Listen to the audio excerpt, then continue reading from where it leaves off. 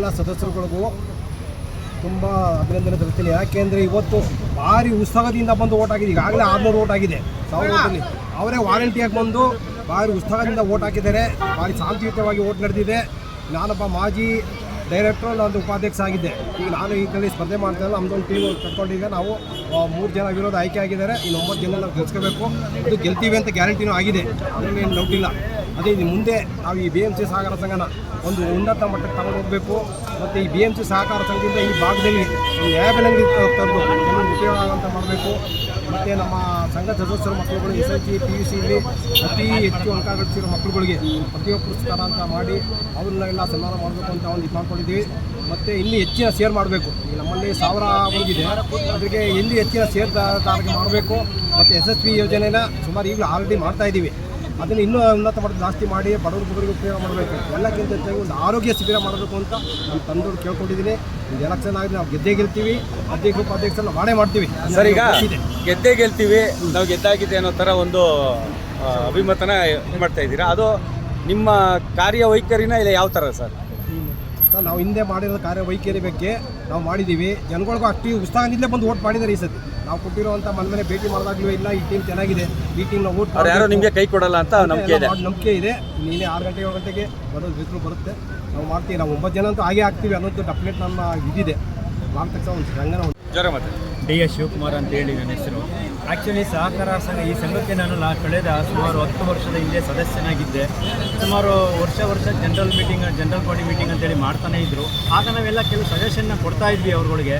But ಅವ್ರೇನೋ ಅದನ್ನು serious ಆಗಿ ತಗೊಳ್ಳಿಲ್ಲ ಅನಿಸುತ್ತೆ, ಅಥವಾ ಏನು ಇಂಪ್ಲಿಮೆಂಟ್ ಕಾಣಲಿಲ್ಲ. ಇದುವರೆಗೂ 10 ವರ್ಷ ಆದ್ರೂ ಅಲ್ಲೇನು ನಮಗೆ ಒಂದು 2 ತಿಂಗಳ ಹಿಂದೆ ಹೋಗಿ ಅವ್ರನ್ನ ಕೇಳಿದ್ರೂ ಅವ್ರ ಹತ್ರನೇ ಕ್ಲಾರಿಟಿ ಉತ್ತರ ಇಲ್ಲ. ಯಾಕೆಂದರೆ ಕೊಟ್ಟ ಸಾಲನ ಕೆಲವು ಸಲ ಸಾಲ ಕರೆಕ್ಟಾಗಿ ವಸೂಲಾತಿ ಆಗಿರಲ್ಲ. ಅವರವರಲ್ಲೇ ಏನೇನೋ ಗೊಂದಲಗಳಿತ್ತು. ಆಗ ನಾವು ಸಂಸ್ಥಾಪಕರು ನಾವು ಮಾತಾಡಿಸ್ತೀವಿ, ಸರ್ ಏನೀಗ ಥರ ಆಗ್ತಾ ಇದೆ ಅಂತ. ಅವ್ರು ಹೇಳಿದ್ರು, ನೋಡಿ ಸರ್, ಇಲ್ಲಿ ಕೆಲವು ವ್ಯಕ್ತಿಗಳ ಕೈಲಿದೆ, ಹಂಗಾಗಿ ಆ ಕೈಯಿಂದ ಬೇರೆ ಕೈಗೆ ಬಂದರೆ ಏನಾದ್ರು ಮಾಡ್ಬೋದು, ನೀವು ಒಂದು ಯೂತ್ಗಳು ಒಂದು ಟೀಮ್ನ ಮಾಡಿದ್ರೆ ನಾವು ಮಾಡ್ಬೋದು ಅಂತೇಳಿ ಹೇಳಿದ್ರು. ಆ ಕ್ಷಣ ಯೋಚನೆ ಮಾಡಿದ್ವಿ ಏನೇನು ಅಂತ. ನೀವು ಆವಾಗಲೇ ಕೇಳ್ತಾ ಇದ್ರಿ ಯಾವ ಥರ ಇದು ಅಂತ. ನಾವು ಇದು ಯಾಕೆಂದರೆ ಒಂದು ಏರಿಯಾ ಬರಲ್ಲ.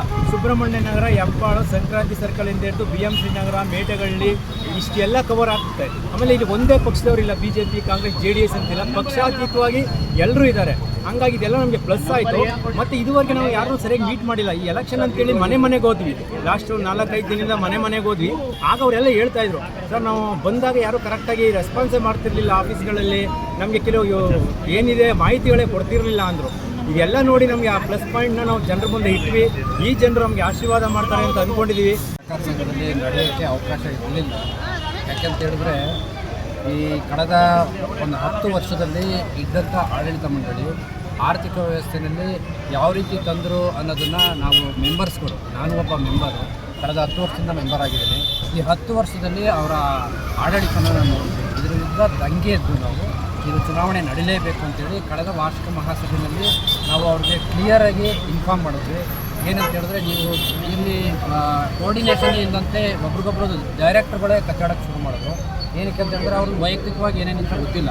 ಆದರೆ ಸಂಸ್ಥೆ, ಇದೊಂದು ಸಹಕಾರ ಸಂಘ ಪಾರದರ್ಶಕವಾಗಿ ಜನರಿಗೋಸ್ಕರ ನಡೆಸಬೇಕು ಅನ್ನೋ ಉದ್ದೇಶ ಇಟ್ಕೊಂಡು ನಾವು ಈ ಸಂಘನ ಸ್ಥಾಪನೆ ಮಾಡಿರೋದ್ರಿಂದ ಇದು ಚುನಾವಣೆ ನಡೀಲೇಬೇಕು ಅಂತೇಳಿ ಚುನಾವಣೆ ನಡೆಸಿ ಪಾರದರ್ಶಕ ಆಡಳಿತವನ್ನು ನಾವು ಕೊಡಬೇಕು ಅಂತೇಳಿ ಈ ಚುನಾವಣೆ ನಡೆಸ್ತಾ ಇದ್ದೀವಿ.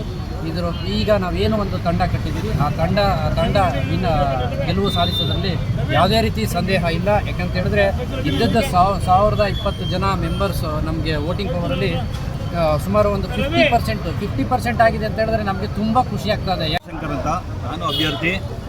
ನಂದು 1ನೇ ನಂಬರು ಹಾಗೂ ಬಸ್ಸು ಚಿಹ್ನೆ ಕೊಟ್ಟಿದ್ದಾರೆ, ಅದೊಂದು ಅಡ್ವಾಂಟೇಜ್ ಆಗಿದೆ. ಆಲ್ರೆಡಿ ಫ್ರೀ ಬಸ್ ಅನ್ನೋದ್ರಿಂದ ಒಂದು ಅಡ್ವಾಂಟೇಜ್ ಇದೆ. ಒಂದು ಏನು ಹೇಳಬೇಕು ಅಂದರೆ, ಈ ಬ್ಯಾಂಕು ಸುಮಾರು ಈ ಏರಿಯಾದಲ್ಲಿ ಇರೋರಿಗೇ ಈ ಸೊಸೈಟಿ ಬಗ್ಗೆ ಗೊತ್ತಿಲ್ಲ, ಎಲ್ಲಿ ಬರುತ್ತೆ ಅಂತ ಸುಮಾರು ಜನ ಕೇಳ್ತಾಯಿದ್ರು. ಇವತ್ತು ಎಲೆಕ್ಷನ್ ಆದಮೇಲೆ ತುಂಬ ಕಡೆ ಪ್ರಚಾರ ಆಗಿದೆ ಅಂದರೆ ತಪ್ಪೇ ಇಲ್ಲ. ಯಾಕೆಂದರೆ ಅಷ್ಟರ ಮಟ್ಟಿಗೆ ಪ್ರಚಾರ ಆಗ್ತಿದೆ. ಒಂದು ಎರಡನೇದೇನು ಅಂತಂದರೆ, ಸುತ್ತಮುತ್ತ ಒಂದು 15 ಎಕ್ಸ್ಟೆನ್ಷನ್ಗಳಿದೆ. ಅದಕ್ಕೆ ಇದೊಂದೇ ಒಂದು ಸಹಕಾರ ಸಂಘ ಇರೋದು. ಭಾಳಷ್ಟು ಇಂಪ್ರೂವ್ ಮಾಡಬೇಕು ಅಂತ ನಮ್ಮ ಆಸೆ ಇದೆ. ಇಲ್ಲಿ ಗಂಟ ಏನೂ ಆಗಿಲ್ಲ ಅನ್ನೋದು ತುಂಬ ಜನರು ಹೇಳಿದ್ದಾರೆ ನಿಮ್ಗೆ ಆಲ್ರೆಡಿ. ಯಾಕೆ ಅಂದರೆ, ಒಂದು ಸುಮಾರು 15 ವರ್ಷದಿಂದ ಇದ್ದರೂ ಸಹ ಬರೀ 1100 ಶೇರ್ ಹೋಲ್ಡರ್ಸ್ ಇದ್ದಾರೆ. ನಾವೀಗ ಈ ಪ್ರಚಾರ ಆಗಿರೋದ್ರಿಂದ ಮತ್ತು ಈಗ ಹೊಸ ಮುಖಗಳು ಜೊತೆಗೆಲ್ಲ ಎಜುಕೇಟೆಡ್ಗಳು ಹಾಗೂ ಎಲ್ಲ ತಿಳುವಳಿಕೆ ಇರೋಂಥ ವ್ಯಕ್ತಿಗಳು ಈ ಸರಿ ಇದ್ದೀವಿ, ಒಂದು ಟೀಮ್ ಮಾಡ್ಕೊಂಡಿದ್ದೀವಿ. ಆ ಟೀಮು ಪೂರ್ತ ಬಂದರೆ ಭಾಳಷ್ಟು ಕೆಲಸಗಳು ಮಾಡಬೇಕು ಅಂತ ನಮ್ಮಲ್ಲಿ ಇದೆ. ಆದರೆ ಆಶ್ವಾಸನೆಗಳು ಕೊಡೋಕ್ಕೆ ಇಷ್ಟಪಡಲ್ಲ, ಕೆಲಸ ಮಾಡಿ ತೋರಿಸ್ತೀವಿ.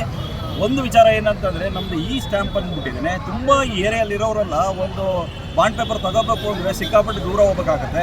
ಅದನ್ನು ಮೊದಲು ಇಂಟ್ರೊಡ್ಯೂಸ್ ಮಾಡ್ತೀವಿ. ಎರಡನೇದು ಎಂಪ್ಲಾಯ್ಮೆಂಟು.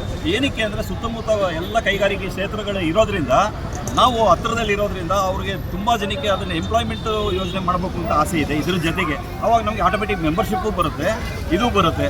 ಇನ್ನೂ ಪ್ರತಿಭಾ ಪುರಸ್ಕಾರ ಅಂದ್ಬಿಟ್ಟಿದೆ, IAS ಮಾರ್ಕ್ಸ್ ತೊಗೊಂಡಿರೋರಿಗೆ ಅವ್ರಿಗೂ ಅವ್ರ ಮಕ್ಕಳಿಗೆ ನಾವು PUC ಇರ್ಬೋದು, SLC ಇರ್ಬೋದು ಅಂಥವ್ರಿಗೆಲ್ಲ ನಾವು ಇದು ಮಾಡಬೇಕು, ಮತ್ತು ಏನೋ ಪ್ರಶಸ್ತಿಗಳು ಕೊಡಬೇಕು ಅನ್ನೋದೊಂದು ಯೋಜನೆಗಳಿದೆ. ಇನ್ನೊಂದೇನು ಅಂದರೆ, ನಮ್ಮ ಒಂದು ಹೆಲ್ತ್ ವೈಸಲ್ಲಿ ಅದೊಂದು ಕಾರ್ಡು, ಯಶಸ್ವಿನಿ ಕಾರ್ಡು, ಇದಕ್ಕೆ ಸೊಸೈಟಿ ಮೂಲಕ ಆಗಬೇಕು. ಈ ಒಂದು ಸೊಸೈಟಿ ಮೂಲಕ ನಾವು ಮಾಡ್ತೀವಿ. ಇನ್ನೂ ಅಂತೇಳಿ ಅಡ್ವೊಕೇಟು, ನಾನೇನು ಇಲ್ಲಿ ಸ್ಪರ್ಧೆ ಇಲ್ಲ, ಆದರೆ ಈ ಸಂಘದ ಶೇರ್ ಹೋಲ್ಡರ್. ಕಳೆದ 10 ವರ್ಷಗಳಿಂದ ಈ ಸಂಘ ಇದೆ, ಇದು 11ನೇ ವರ್ಷ ಬರ್ತಾಯಿದೆ. ಕಳೆದ 10 ವರ್ಷದಲ್ಲಿ ಅವಿರೋಧವಾಗಿ ಆಯ್ಕೆಯಾಗಿ ಸಂಘನ ಮುನ್ನಡೆಸ್ಕೊಂಡು ಬರ್ತಿದ್ವು. ಅದೇ ಏನು ಫಸ್ಟ್ ಟೀಮ್ ಇತ್ತು ಅದೇ ಟೀಮು ಲಾಸ್ಟ್ ಇಯರು ಕೂಡ, ಲಾಸ್ಟ್ 5 ವರ್ಷಗಳು ಕೂಡ ಆಡಳಿತ ನಡೆಸಿದೆ. ಈ ಆಡಳಿತ ನಡೆಸಿದಂಥ ಸಂದರ್ಭದಲ್ಲಿ ಶೇರ್ ಹೋಲ್ಡರ್ಸ್ಗಳಿಗೆ ಯಾವುದೇ ರೀತಿಯಾದಂತಹ ಲಾಭನ ಈ ಸಂಘ ಕೊಟ್ಟಿರಲಿಲ್ಲ.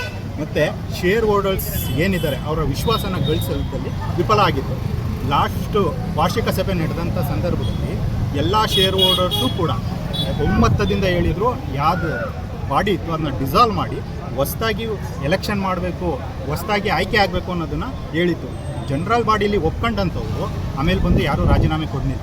ರಾಜೀನಾಮೆ ಕೊಡದೇ ಅವರೇ ಅಧಿಕಾರದಲ್ಲಿ ಮುಂದೂಡಿದ್ರು. ಈಗ ಕೊನೆಯದಾಗಿ ಎಲೆಕ್ಷನ್ ಡಿಕ್ಲೇರ್ ಆಯಿತು. ಎಲೆಕ್ಷನ್ ಡಿಕ್ಲೇರ್ ಆದಮೇಲೆ ಎಲ್ರಿಗೂ ತಿಳಿದ ಮೇಲೆ ನಮ್ಮ ಕಡೆಯಿಂದ ನಾವು ಒಂದು ತಂಡನ ಮಾಡಿ ಸಂಘನ ಅಭಿವೃದ್ಧಿ ಮಾಡಬೇಕು ಅನ್ನೋ ಉದ್ದೇಶದಿಂದ, ಸ್ಥಳೀಯವಾಗಿ ಸಂಘನ ಬೆಳೆಸಬೇಕು ಅನ್ನೋ ಉದ್ದೇಶದಿಂದ ಒಂದು ತಂಡ ರಚನೆ ಮಾಡಿ, ತಂಡದಲ್ಲಿ ಒಳ್ಳೆಯ ವಿದ್ಯಾವಂತರು ಇದ್ದಾರೆ, ಎಲ್ಲ ಉತ್ಸುಕರಾಗಿದ್ದಾರೆ, ಈ ಸಂಘನ ಬೆಳೆಸಬೇಕು ಅನ್ನೋ ಮನೋಭಾವನೆಯನ್ನು ಇಟ್ಕೊಂಡಿದ್ದಾರೆ. ಆ ದೃಷ್ಟಿಯಿಂದ ಮನೆಗೂ ಪ್ರತಿ ಮನೆಗೂ ತಲುಪಿ ಎಲ್ಲರನ್ನೂ ಕೂಡ ಸಂಪರ್ಕ ಮಾಡಿ ಅವ್ರಿಗೆ ಮನವರಿಕೆ ಮಾಡಿಕೊಟ್ಟಿದ್ದೀವಿ. ನಾವು ಏನಕ್ಕೆ ಈ ತಂಡಕ್ಕೆ ವೋಟ್ ಮಾಡಬೇಕು ಅನ್ನೋದನ್ನು ಮನವರಿಕೆ ಮಾಡಿಕೊಟ್ಟಿದ್ದೀವಿ. ನಮಗೆ ಸಂಪೂರ್ಣ ಭರವಸೆ ಇದೆ. ಈ ಸಲ 12 ಸೀಟಲ್ಲಿ 3 ಸೀಟ್ ಆಗಲೇ 3 ಅಭ್ಯರ್ಥಿಗಳು ಅವಿರೋಧವಾಗಿ ಆಯ್ಕೆಯಾಗಿದ್ದಾರೆ. ಇನ್ನು 9 ಅಭ್ಯರ್ಥಿಗಳು ನಮ್ಮ ತಂಡದವರೇ ಆಯ್ಕೆ ಆಗ್ತಾರೆ. ನಾವೇ ಕೂಡ ಅಧಿಕಾರನ ಹಿಡಿತೀವಿ ಅನ್ನೋ ಭರವಸೆ ನಮಗಿದೆ.